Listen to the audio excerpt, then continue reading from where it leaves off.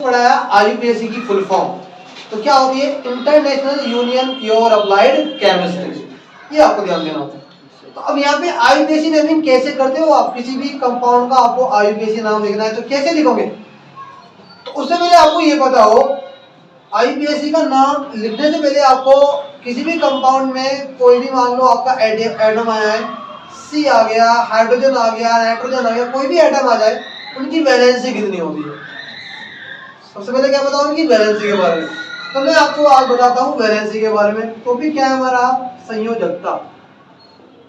तो थोड़ा सा आपको ध्यान देना होता है, संयोजकता किसकी कितनी होती है। जैसे कार्बन जो होता है ना, कार्बन की 4 होती है। कितनी होती है कार्बन की? 4।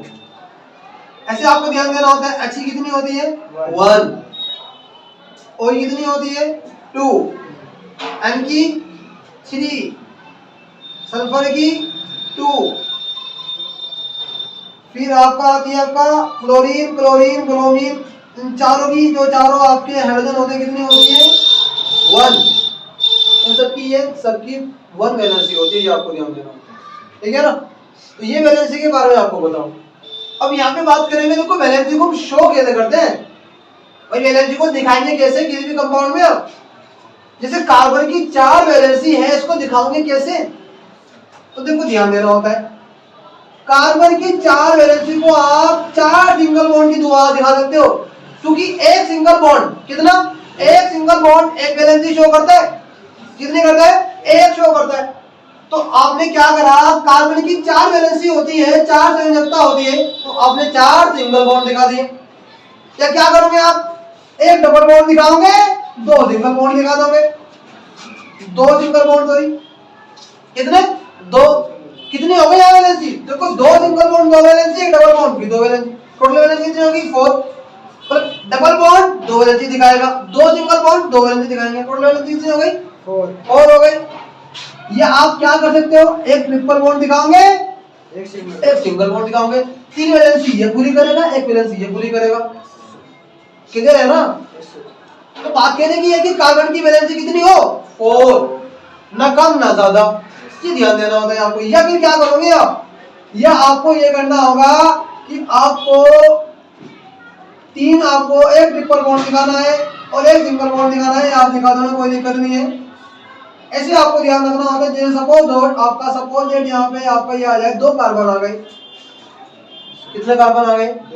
2 कार्बन आ गए। और आपको प्रत्येक कार्बन की वैलेंसी कितनी करनी है? 4। तो यहाँ पे इन दोनों के बीच कौन सा बॉन्ड आ रहा है? ट्रिपल। क्या आ रहा है? एक कार्बन की वैलेंसी 3 हो गई, आपने सिंगल बॉन्ड लगा, कितनी हो गई? इसकी 4 हो गई, तो यहाँ पे क्या लगाते हैं? Single bond.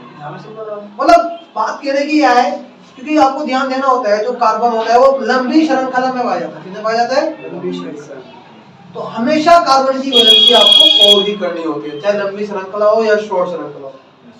क्लियर है ना? जैसे आपको ध्यान देना होता है, जैसे कहीं पे कार्बन आपके 4 आ गए, कितने आ गए? 4। तो चारों में मैंने लगा दिया सिंगल बॉन्ड, 2 सिंगल बॉन्ड हो गए, 2 ऊपर लगा दिए सिंगल बॉन्ड, एक ऊपर एक नीचे। इस कार्बन की वैलेंसी कितनी हो गई? 1 2 3 4। अब मैं इसकी बात कर लेता हूँ। एक सिंगल बॉन्ड यहाँ लगाया, एक यहाँ लगाया, 2, एक यहाँ और एक यहाँ।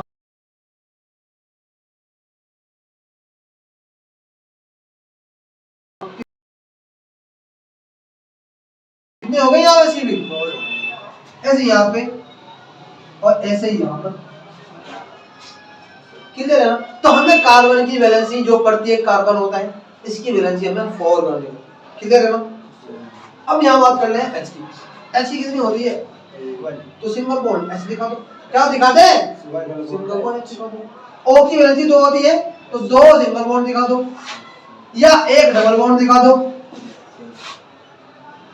N की 3 होती है, एक सिंगल बॉन्ड, 3 सिंगल बॉन्ड दिखाओ या एक ट्रिपल बॉन्ड दिखा दो या एक डबल बॉन्ड दिखा दो, एक सिंगल बॉन्ड दिखा दो। N की 3 वैलेंसी पूरी हो जाती है। तो ऐसे क्या होता है, प्रत्येक एटम की जो वैलेंसी होती है, आपको डबल बॉन्ड या सिंगल बॉन्ड के द्वारा उसको अरेंज करना होता है। ठीक है ना?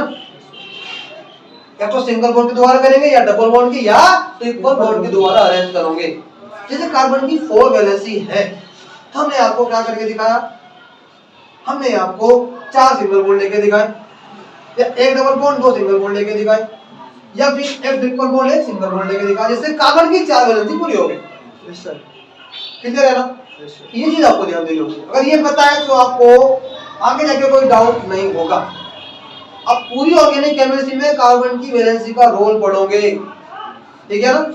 ये ध्यान देना होगा यार। क्लियर है ना? इसको नोट करोगे एक बार। वीडियो के नीचे सब्सक्राइब के बटन पर क्लिक करें, बेल के आइकॉन पर क्लिक कीजिए ताकि हर नई वीडियो की नोटिफिकेशन आपको मिले।